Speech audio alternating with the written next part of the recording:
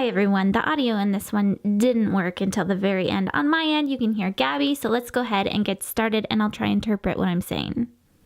Hi, Jen. Long time no talk. And then I'm like, oh my gosh, I know. Oh my gosh. So then I asked her about her camera and where she's living and all that fun stuff. No, we're in south of LA, but we're still LA County. We're in San Pedro area. Fun story, Gabby lives on a boat now and she's going to talk about that very soon. So here I'm asking about what it is that she does for her business. When the last time I talked to her, her business was a little bit different. Last time we talked, I was actually I'm an event and wedding planner, and last time we talked, I was running my events called Cause We Can Events, and we specialize in eco chic weddings and events, meaning I aim to do kind of some sustainable wedding planning or sustainable event planning using local vendors and keeping it as eco-friendly as possible. However, recently that kind of morphed itself into this new trend that I kind of call the festival wedding trend. And as much as I loved doing the whole eco-friendly, sustainable part, it actually wasn't a huge selling point for my clients. I still try to incorporate that as much as I can in my business model, and we still donate a portion of proceeds back to some nonprofits, and we do a little bit of volunteer work here and there too. But it's my business has kind of morphed into this more bohemian, chic, we'll call it, festival style wedding. So we do a lot of like adventurous couples. So we do a lot of off the grid, a lot of mountain weddings, desert weddings, oceanside, cliffside weddings. But typically it's for couples who love the whole experience as opposed to just very specific details of the wedding. And they're not so much bothered, or they don't so much care about the decorations per se, but they like the whole experience. And it's typically done over a few days. So we usually have been booking a lot of 3-day weddings. So guests come in on a Friday, and there's maybe the ceremony reception on the Saturday, and then there's a brunch or lunch or something on the Sunday. That's kind of changed completely how we do, who my clients are. And going into that, like I said, we get a lot of adventurous couples. So I tend to book a lot of yogis, hikers, backpackers, people that live in vans, they're traveling the world in vans. I tend to do a lot of destination weddings I call them destination. They're still within the US, but they're out of state, and they're in more destination locations like Utah in the desert, or Big Sur up in the mountains. And I think I've been attracting a lot of millennials that are getting married, of course, that just want something a little more different, and that want quality time with their friends and family too. Now my video gets really trippy. I don't know what's going on. Still no audio. I promise it comes back in. But now we're going to talk about the details.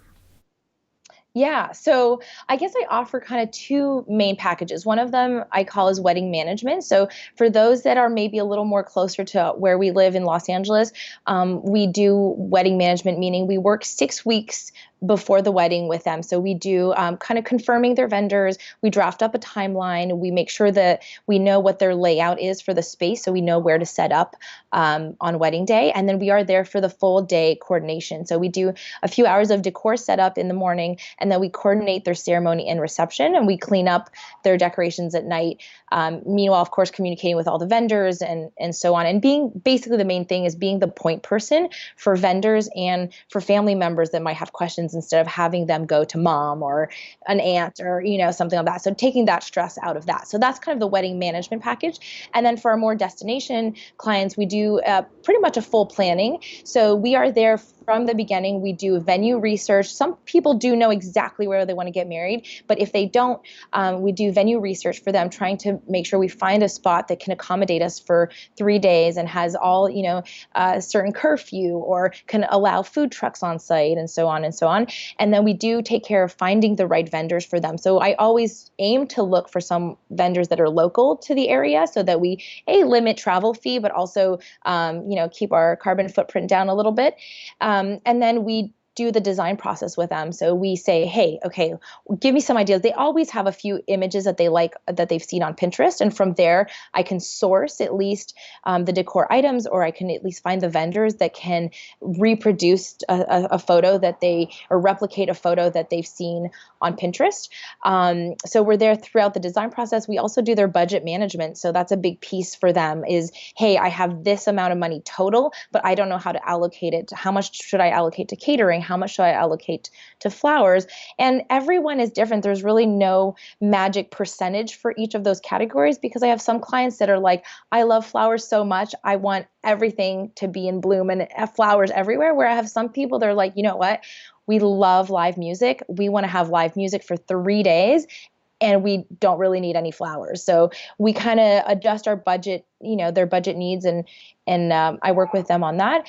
And then, of course, we're there for those destination clients. We are there usually the day before, and we kind of get the lay of the land, sketch out where things are going to be. Again, we work on the timeline with all the vendors too. And then we're there for usually 3 to 4 days of actual wedding, coordinating, organizing, setting up. Sometimes there's changes in decorations, so we will do a whole new setup for the tables on a different day, and it gives the guests, kind of an opportunity to see the same space but decorated differently, in that sense. Let's find out from Gabby who is on her team. So I am the owner / lead planner. So I am typically the one who oversees most of the planning detail. And then on the day of, or on the weekend of, I bring in anywhere from 3 to 5 assistants or associates that would be there to help. I mean, we had a venue or a wedding in Utah that the whole thing was about a mile around. So I needed people to kind of branch off, and we have our radios and we're talking, and okay, go get the bride over here. And so it needs a lot of staffing to do that. And then I do have some associate planners that take on their own events, usually some local events. It gives them the chance to maybe work with a client that doesn't have a huge budget or likes the idea of what we have to offer, but maybe can't afford me personally. Then they can hire an associate planner and get us still an amazing wedding and the full coordination. But then they stay a little more local to Southern California at least. Now, Gabby's going to talk about how she finds people to work with. I found one who was doing a dog. Our dogs do this thing called flyball. I won't even get into that. That's a whole other, Google it or YouTube it. It's pretty incredible to see. It's called flyball. And she was there, and I met her, and I found her because what I like about her is she is in the hospitality business. She had no background in weddings, but she knew how to provide great customer service. And I do think that that's kind of the main thing is we don't boss people around. We're very kind and very nice. And I think the first quality to anyone that I want to work with or have on our team is just making sure they have really good customer service. And we do go above and beyond for clients and their parents and their guests. So I can train her on the workings of, a wedding, but the customer service part is something that I needed her to have, and she does. And then our other associate planner does work sometimes for other planning companies. And what I like is she had the experience already. She came in, she had done weddings for a few other planners, and we're able to bring her on, and she can she's like a freelance wedding planner, and she can kind of work for 2 or 3 other companies that I know are similar in the sense that I respect their ethics, and I know they provide great quality work. So she can provide that service for us too. And now we're going to talk about how she got into this specific trend. Yeah, it started that I personally liked the outdoor wedding stuff. And then we kind of got brought on with some clients that said, hey, can you be there to kind of organize our dinner, the rehearsal dinner, but we're opening it up to all the guests. So I ended up being there for kind of a couple days at first. And then I did have this one client, and I have to give it to her. It was her idea to do this. She found this venue out in Utah, and she wanted to put together a big festival style wedding with teepees and tents and people sleeping in luxury, glamping, really. We call it glamping, but it's, glamorous camping. And there's these really beautiful beds inside of these teepees and canvas tents, and you're there for the full weekend. I mean, you buy out the venue and you're there, but you're surrounded by, beautiful mountains and desert scenes and sunsets. And so she brought me on. I knew her. She was kind of a friend in the industry and a yoga friend too, of course. But you're right. I do think it's it's really popular in the UK. Festival style weddings have been popular in the UK for a few years. They are now a permanent thing in Southern California. And I think they're slowly climbing up the coast. So they'll probably get to you pretty soon if they're not already there. And they're slowly making their way out. But I think what people like about the festival style weddings that I, mentioned earlier is having guests in one spot for more than one day and seeing your friends and family for 2, 3, 4 days, and having this almost resort feel to it, but very casual, but there's still food and drinks and festivities. And then you have a ceremony and reception in, this beautiful spot. I think that's what probably attracts people to that style. Let's find out how she got her first client doing this. Oh yeah, I love that because it's fresh in my mind. So I booked that first client, let's see, May 2015, and their wedding was May 2016. After that wedding, I was kind of like, okay, this is my jam. Like, this is what I love doing. I did a full website redesign that October. So May to October, I was like, you know what? This is an investment. I have to do it. I did a full web redesign using 99% of the photos and videos from that wedding I had done. And I kind of launched it we'll call it a soft launch. I didn't do any paid marketing or anything, but I promoted it on my Facebook, and it was really a website I was proud of. I had finally found, after 5 years of doing weddings and events, I had found something. I was like, oh, this is so me. Like, this is exactly what I want to show people. And there's a video when you land on the front page, and it captures exactly what these types of weddings are like. So I kind of announced it to my Instagram, Facebook friends, whoever was willing to listen, like, hey, this is what I'm doing now. Call me crazy, but this is a thing. I think it's going to be big. I think it's going to be popular. And the other thing that really kind of helped me after that relaunch is we submitted that shoot to the blog called Green Wedding Shoes. And for those that aren't familiar, it's this big wedding blog, and it's more for the kind of the alternative bride or the unconventional bride. So they do they feature a lot of outdoor weddings, a lot of unique, unconventional weddings, really.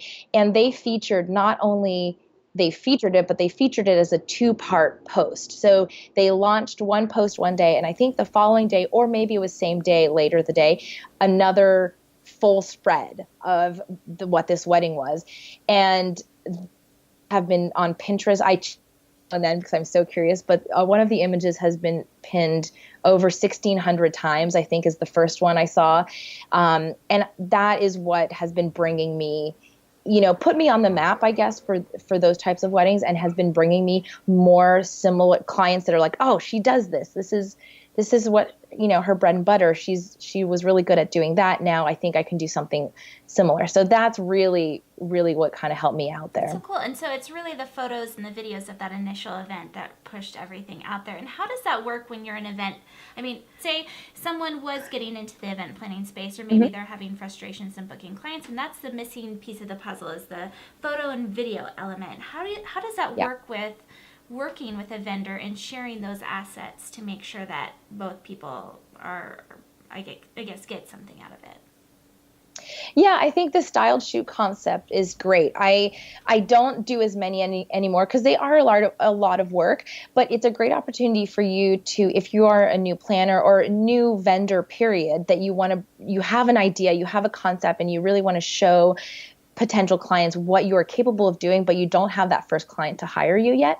It's a great opportunity to reach out to a venue, keep it local at first, and say, in your circle of friends, maybe you're working with, maybe there's a caterer, or maybe there's a DJ that wants to showcase, their moves on, even though it's usually photo or video, you can totally bring on a videographer for a style shoot, and pitch it to blogs. Now, the challenge that I am seeing these days with that is it's getting pretty saturated. There are a lot of people that are like, they have great ideas and they have great style, and they are pitching to these blogs, and the blogs are being, they have to be picky to some extent. And the bigger ones, especially like Green Wedding Shoes and Style Me Pretty, and they are very well, they're very well recognized and very well known in the wedding industry, but they're getting hit with a lot of submissions on a day-to-day basis. So there are some shoots when I started, I actually went for some smaller blogs, and I'm really glad I did for a few reasons, because there's obviously a better chance of you getting featured if it's, maybe they're not getting as many submissions every day. But also, once you do submit to them, they share your stuff a lot. Some of the bigger blogs are limited to sharing one post on their Instagram, or, once it's posted, it's done, moving on to the next. And you can easily get buried within their thread and their feed. But the smaller blogs are really saying like, hey, okay, we got this great feature. We want to show multiple angles or feature different vendors that were part of that shoot. And they're really great at crediting all the vendors and showcasing that. And I think that's been just such a good resource. And if anything at all, use the photos for your website, or use the photos to reach out to other vendors and say, hey, do you have a client that this is something I can do? This is part of my portfolio. It's a styled shoot that I did. Do you have a client or know anyone that is maybe working with you that would also like to work with me? And this is my style. So, I just think for a place to start, that's probably a really good thing to start with. Talk about connecting with potential clients on commonalities between your personalities and what you value. You are now on a boat. I mean, I don't know if you want to talk about that publicly. Oh my God, yeah. I saw that on Instagram and I thought, what is she doing? That is so cool. I mean, it's a dream of my husband and I to go out on the boat at some point. But he grew up on a boat, and but at the same time, it's so intimidating to make that move. Yeah. It's such a big deal. But how does that lifestyle change factor into your business? And I was going to say, you have kids too. We don't have kids yet. We have fur babies, so that's easier. Yeah. We do have fur babies. That's so funny. I just wrote a blog post that I pitched. I haven't heard back yet, but I pitched this, and I wrote about a life. What did I call it? I called it bringing adventure into your everyday life. And that's kind of how I see this boat move. So we, a few months ago, we moved on to this 42-foot trawler. It used to be a old fishing boat, basically. It's a 1973. And fun fact, it actually used to be owned by the Pringles guy. Oh so I'm like hoping to find some secret little Pringles hidden treasure in there, but nothing yet. So Chris, my fiance, used to live on a small sailboat up in Ventura when he was in his early 20s, and very Southern California thing to do. I'm originally from Montreal, so I had no intentions of living out at sea ever. And he always said, one day I really would love to get a boat again, and blah, blah, blah, blah, blah. Okay, sure, one day. This is a luxury item for us, But as we were kind of looking into the housing market in Southern California, and B, just the rental market out here, we were like, man, that's a lot of money to put into something that who knows if we'll stay here forever, and it's, you're Southern California right now, you're kind of living on top of each other a little bit. And even the smallest rental place was just crazy amounts. And so he said, let me look into some boats just for fun. And he found this boat, and it's a power boat. So we opted not to do a sailboat only because we realized, I still like working on land. I'm still a land wedding planner, and he also works on land. And so we're not going to be out sailing every weekend. And the living space on this power boat is really so much more. We have so much more room than a sailboat. So flash forward to now, when we are now up and running, living full time on this boat, and we are docked in a marina. So we're in this beautiful marina in San Pedro, California, and it's we have other friends now that we've met that live on their boats, a few boats down. It's this wonderful community. I have to say, it's impressive. It's very, very well organized and kept, and everyone from security guards to maintenance workers, everyone's very, very kind. But I do function quite, I have to say, pretty similarly to when I had an office on land. I wake up in the morning and we use a hotspot. So we have unlimited data on our cell phones, and we do hotspot to our laptops. And as you can see, I'm actually not on my boat right now. I was doing this interview from my boat, but I'm at a friend's house. And we function pretty much the same. Like I answer all my emails, in the morning on my hotspot, do some blogging, do some social media, do my thing. And then, do my little walk around the marina with the dogs and meet some people, say hi, have coffee.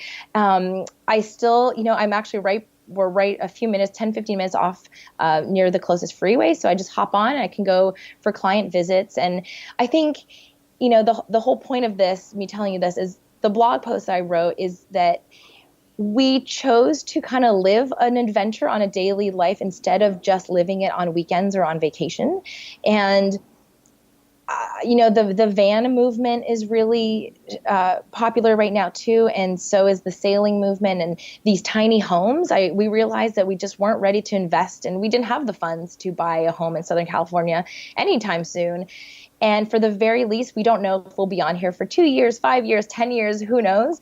But for now, it totally works for us, and we have amenities. I mean, we're cooking and doing the same stuff that we could be doing in an apartment. It's just that sometimes a fishing boat comes by and we're kind of like this a little bit.